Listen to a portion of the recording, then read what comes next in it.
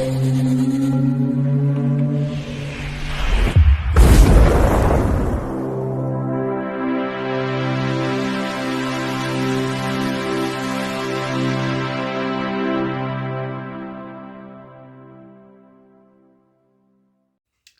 Mike, it's me, Ian. And in today's video, I'm continuing my look at the first season of The X-Files. And this is episode 13, Beyond the Sea, 1994. This is absolutely superb from this first season. It just shows you how good this wonderful series is. It really does. And let's get into it. Now, this was transmitted on the 7th of January 1994 on Fox Network. And on the 8th of December 1994 in the UK, it was transmitted on BBC Two. The previous episode we have had was Fire, and then the next one is going to be Gender Bender. An interesting title, that one. Now, this is written by, well, the dynamic duo of writing, Glenn Morgan and James Wong. What a brilliant career they built from these just such wonderful writers. And this one, they're really at the top of their game. Now, this is directed by David Nutter. He, in the first series, has directed Ice, that was 1995. Lazarus, 1994. Shape, 1994. Tombs, 1994. And Roland, 1994. He was quite a major contributor. Also, in season 2, he did Little Green Men, 1994. He did 3 in 1994, Blood, 1994, Firewalker, 1994, and Irresistible, 1995. And then his last season with the X-Files, season 3, he did the award-winning Clive Bruckman's Final Repose, 1995. That was an award-winning, that one. And he did Too Shy, 1995. Nisi, or Nisai, 1995. And also Revelations, 1995. And then from this, he really built his career in terms of producer and director, involved in some absolute classic TV series. Really, I mean, what a career. And here he is directing these wonderful episodes, and what a great job he does, really. Now, locations are as usual in Vancouver and Richmond, and they just always enhance the stories, whereas a lot of majority is done in the studio, but these always enhance the locations. Again, when you're on a limited budget, it's wonderful to see in these episodes that just adds something, and that means, of course, that the cast is also, we don't have a large cast, but I'll go into the cast. We've got David Duchovny, of course, as Fox Mulder. And we've got Gillian Anderson as Dana Scully, who really excels herself. If anything, this episode shows her really coming of age in terms of her acting. Fantastic. There's no regular, reoccurring actors in this story. It's not part of the mythology. This is what they normally say, monster of the week. Though, strictly speaking, the monster is a human one, definitely human. Now, this cast is, in terms of guest appearances in here, we have got the wonderful Brad Dory. I mean, he is just such an amazing actor.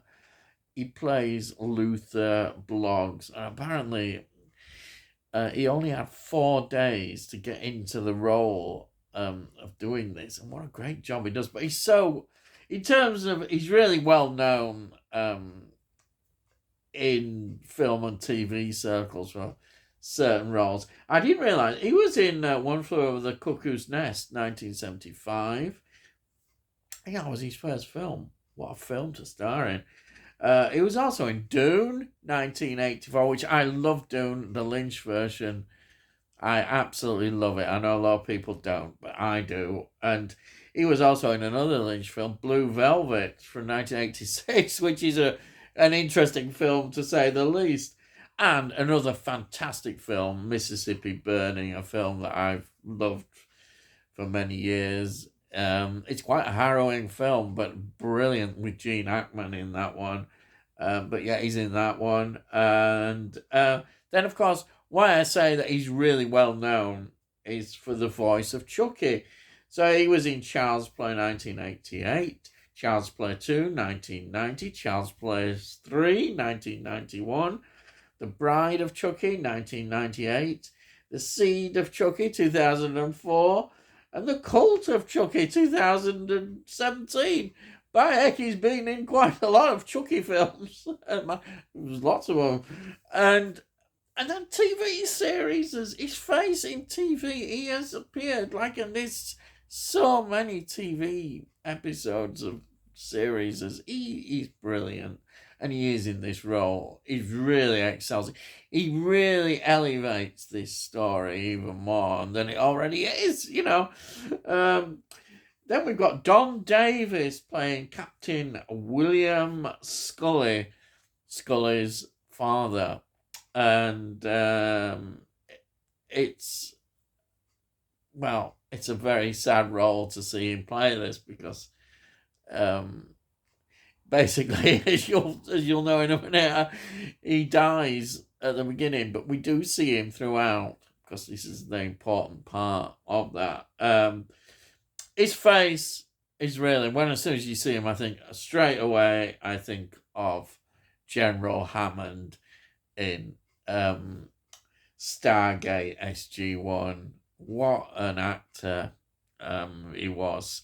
Sadly, he's passed away now. In Stargate, he just was such a great actor. But here he is in this brilliant X-Files episode. And he's really good, excellent. And then finally, I'll just mention Sheila Larkin. She plays Margaret Scully, and she is going to appear as Scully's mother for another 15 episodes. We're going to see her throughout. So, yeah, that's great. She's really a TV series and films actress. Appeared in a lot again, just a big sort of massive lot of them. Yeah, there we are. That's the main cast. So you're saying, Gail, what's the story about? Well, as it starts in really quite a dramatic fashion, because we've got Scully seeing her father, and she gets this phone call. It's at night. She's sort of just waking up and sees him there sitting opposite, and of course, phone rings and she discovers that he's died. And she is somebody who, as we see, is very skeptical about many things, and this really shakes her up in her beliefs. And then what, of course, brings it all out into the story, and very cleverly into the story, is that they're working on a case which involves the kidnapping of a young couple, and they know they've only got so long because they've seen it before, and they're gonna, if they don't find them, they're gonna die. And what they learn is that the serial killer who is on death row, Luther Bloggs, played, as I said so brilliantly, by Brad Dourif. He's just amazing. But he, of course, wants to bargain his life, basically, if you give them information.